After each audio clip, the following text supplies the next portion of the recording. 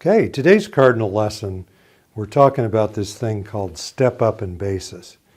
And you may have heard this in the news, and some of you may wonder, what in the world are they talking about? Okay, and so the basis of a capital asset, like some stock that you own, or if you owned a building and you bought a building for $200,000 several years ago, and you now were to sell it for $700,000, and you earn $500,000 of capital gain, the basis is the $200,000 that you paid when you first bought the thing.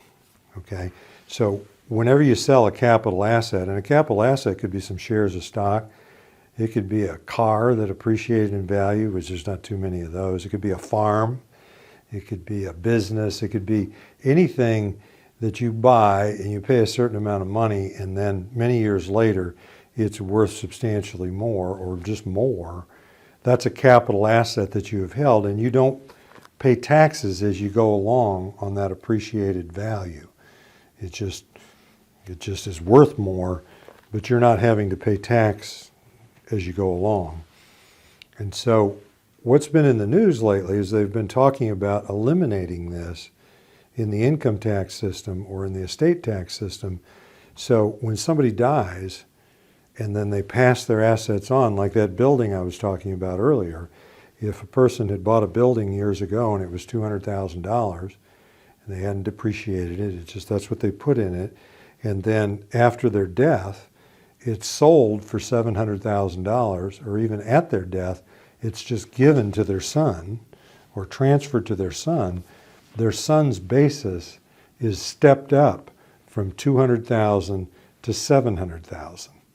So in other words, he could turn around and sell that and pay no taxes if he got $700,000 net for it.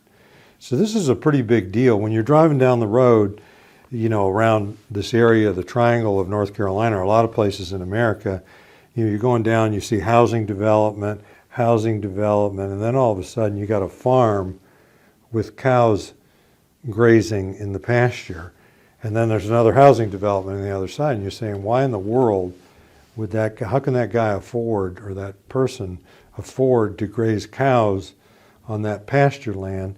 You'd think he'd just sell it to a developer and he'd get $200,000 an acre or something.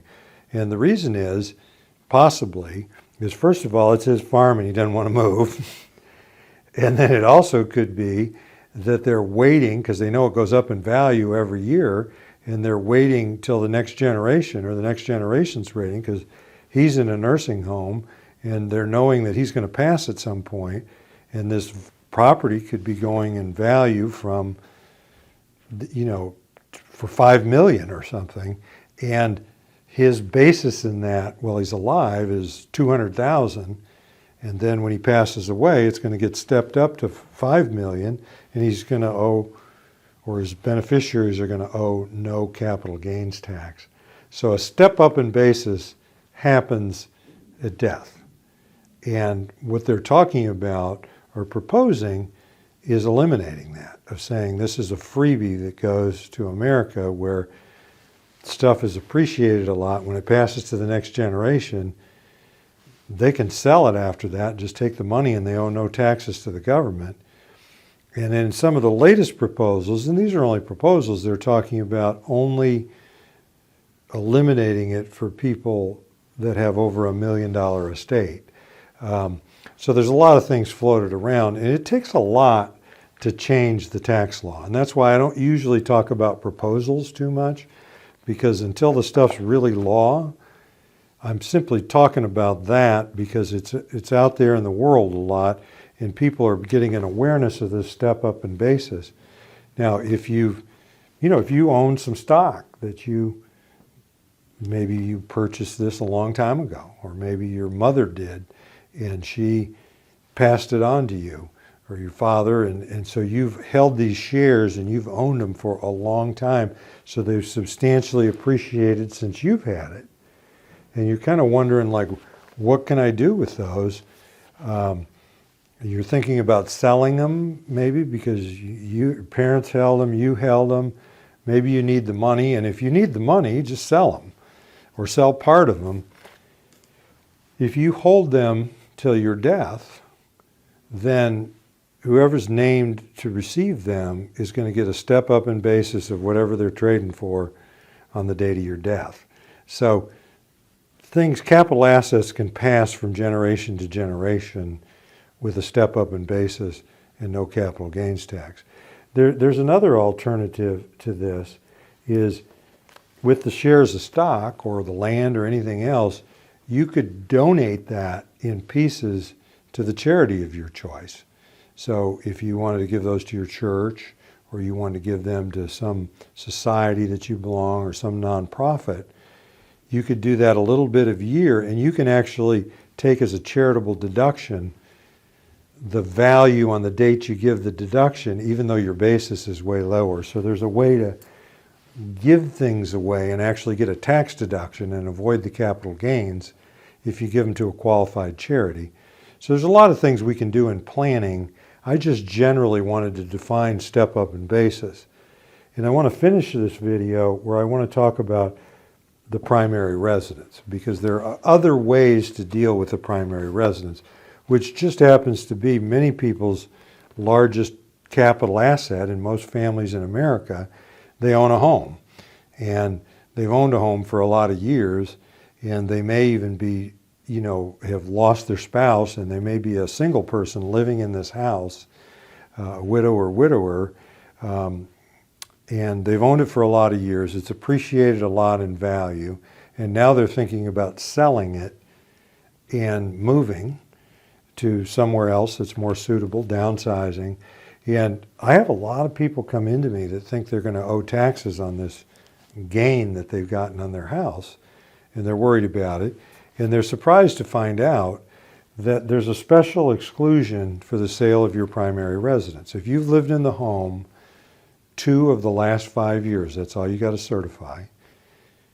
If you lived in the home that 2 of the last 5 years, you owe no taxes on the first $250,000 of gain. That's if you're a single person. If you're a married couple, you both get that. So you've got up to a $500,000 gain on a principal residence, no taxes.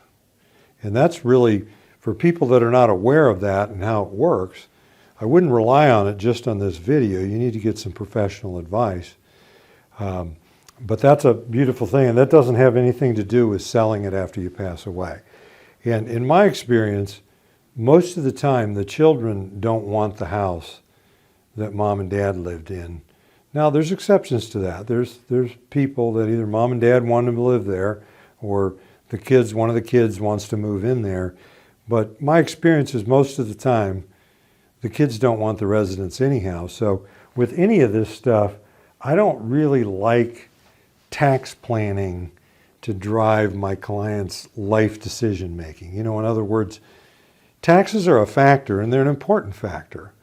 But when they're the only factor, or the beginning factor, and they're all we talk about, and then they're the ending factor on making our decisions, I usually give those kind of clients, how about we talk a little bit about what you want and what your lifestyle calls for and what's important to you, and then we're going to look at how much taxes you're going to have to pay to get that, and then maybe we won't do it. But I just want to have a word of caution. And when I have people that really start with taxes are driving everything, I'm going to start right away giving them some feedback that I think that I'd like to see that become a little less of an importance in their decision making, and just make them and their personal life or their enjoyment as a couple to be more important than taxes.